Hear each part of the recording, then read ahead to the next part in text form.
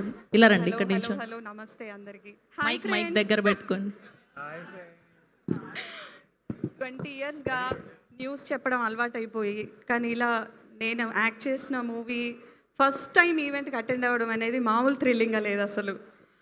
కాదు, ఎంత మీరు tension ఆల్రెడీ ఉందో మీకు అర్థం నేను అవుతుంది. చూసాను, మీరిద్దరు ఒక ఇంటర్వ్యూ చేశారు కదా, కోనా గారు అండ్ ఈవిడ. ఓహో, అది మీరే. అందరు సెలబ్రిటీస్ని ఇంటర్వ్యూ చేయడం అలవాటైపోయింది, కానీ నేను కాదు, మీరు ఒక హోస్ట్ అయ్యిండి ఇక్కడ మన ఇజ్జత్ తీస్తున్నారు. మాట్లాడండి మీరు హ్యాపీగా. ఏమన్నా అడగవా చెప్తా. కాదు, ఫస్ట్ మీ సినిమా గురించి చెప్పండి. యా, నిజంగానే టెన్షన్గా ఉంది.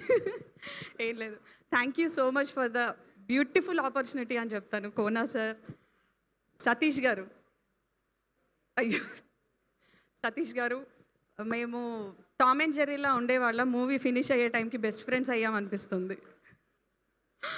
Thank you so much. And అందరికీ థ్యాంక్స్ తప్ప ఏం చెప్పలేకపోతున్నా.